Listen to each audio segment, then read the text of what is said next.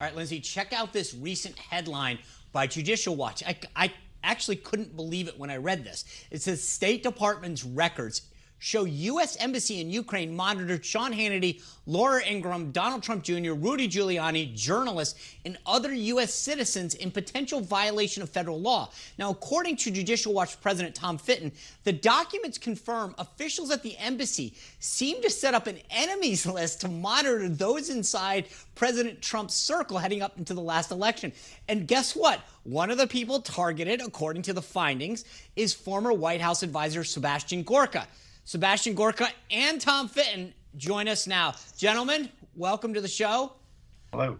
Tom, I want to start with you first. Tom, I literally thought that this could be like an Onion headline. What the heck is going on that a U.S. embassy is monitoring U.S. citizens? Well, they're not allowed to be doing it, and Right. they were worried, and they track these influencers, as they were calling them, including the president's son and Seb, and the president's lawyer Rudy Giuliani, a whole host of Fox News hosts and journalists like John Solomon and Sarah Carter. They were tracking their Twitter posts and social media posts about specific issues, about Biden and Burisma, about Ambassador Yovanovitch, who of course was there at the time, who was the Obama holdover that later was recalled by President Trump, and Biden and Soros and Burisma. All of which were involved, all of whom were involved in one way or another in causing issues in Ukraine and here at home. So they were very nervous about this. I think it was in March of 2019, and they were doing so much work they needed help from the State Department in Washington, D.C. And the response to the State Department official was, you can't do this. It's a violation of the Privacy Act. You want to look at someone's Twitter feed, that's fine, but to start creating files and reports on American citizens, that's not what the law allows. Yeah. It's frankly not clear that they stopped doing it, but maybe more investigation will figure that out. Right. Certainly the Justice Department doesn't seem interested in doing anything about this criminality. Right. Seb, obviously you're probably pretty excited that you're considered a big influencer, but does it trouble you that a U.S. embassy was monitoring you and your Twitter feed?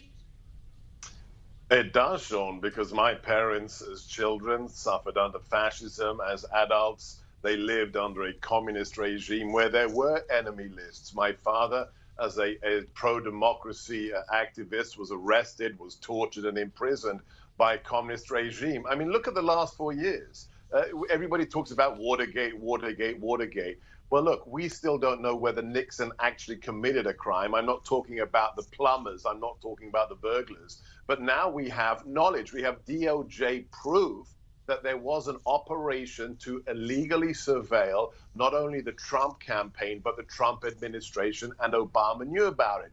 And then we find out, thanks to Tom and his great people at Judicial Watch, that there was a real enemies list, and that one of Obama's ambassadors was trying to monitor what I was doing, what the president's son was doing, which is illegal. And as you heard Tom say, they actually needed firepower from here in D.C. to help them do it. And what happened to this woman? This is the quintessence of the deep state, Sean. When after she testified, she wasn't fired.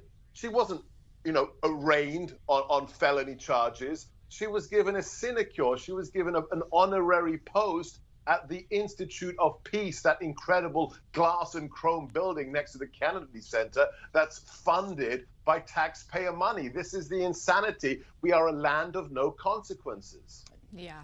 Tom, I want to switch gears just a little bit. The president has been hammering hard the concern over mail-in ballots that they could pose to this election. But of course, the media and Joe Biden said, oh yeah, there's no concern. But look at this, a new report out that over 1,600 uncounted Sussex County ballots, this is in New Jersey, were stuck in a mislabeled bin, just found from a July primary. So I don't know how you can tell me that there's no reason for concern when over 1,600 ballots didn't get counted for that primary at all.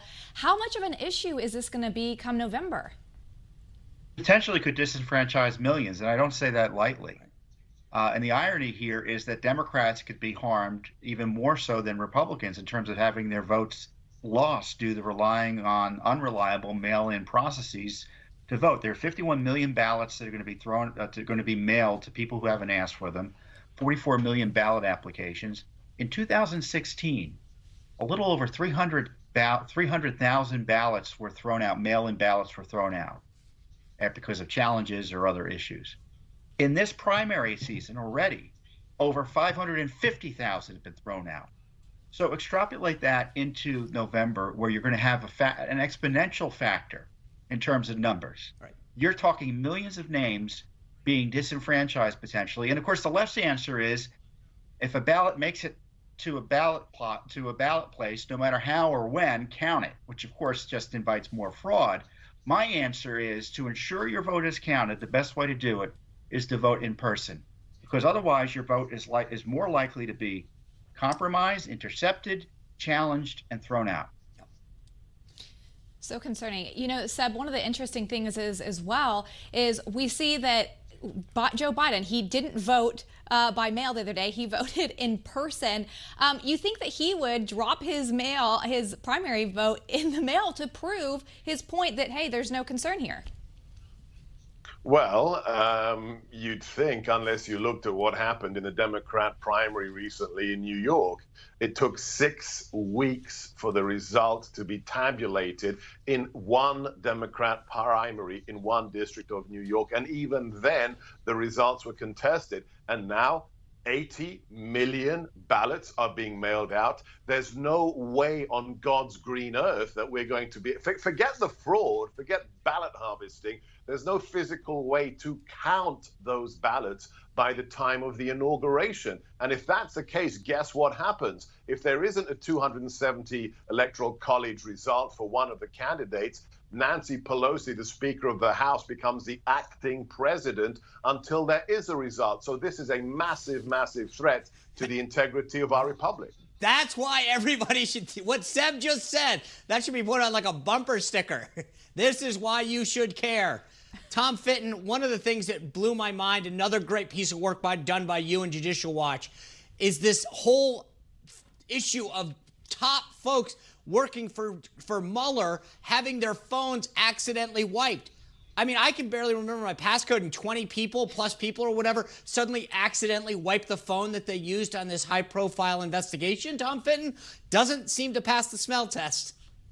It sure doesn't, and it might explain why it is the Justice Department waited a year to give us the documents after we sued. Of course, we began asking for them back in 2018, but it's pretty clear that there was, as I say, a pandemic of wiping going on, lost evidence, destroyed evidence, and here there's more than enough evidence that there could be obstruction of justice. Look, if there was a corporation under investigation and the FBI goes in and the leadership team of the corporation, all their phones are being wiped, what would the FBI do? We already know what they do. Correct. They raid their homes with guns drawn. Yeah. Who's going to raid the Justice Department is what I want to know. Right. And the problem, said Gorka, is that these guys can all say, hey, it was an accident, and there's really no one who's going to investigate the investigators at this point, correct? It's one thing that when Comey is the director of the FBI, when Loretta Lynch is the Attorney General and Obama's in the White House, that Hillary Clinton's laptops and Blackberries get destroyed. The FBI destroyed their laptops in the email investigation, and Hillary bleach-bit her Blackberries before they destroyed them. But now, hang on, Donald Trump is the president. There's a new director of the FBI, and AG Barr's the Attorney General. What is going on? We are 46 days away from the election, and we still don't have one indictment on the secret, illegal surveillance of our campaign in our White House, and it's an outrage. Absolutely. Tom Fitton, I just want to say, I don't think people appreciate what you guys do at Judicial Watch and how important it is to keep people honest and bring things to light.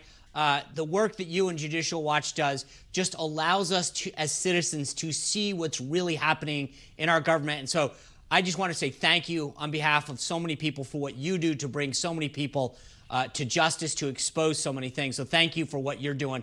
And I want to remind people what Seb Gorka just said, because that is so important to get, that if there is no winner on Election Day, Nancy Pelosi becomes the acting president. Seb, thank you for sharing that piece of insight with us. It is so crucial. Gentlemen, thank you very much. I appreciate it and hope to have you back soon. Thank you. Thank you, guys. And I second what you said about Judicial Watch. Yes.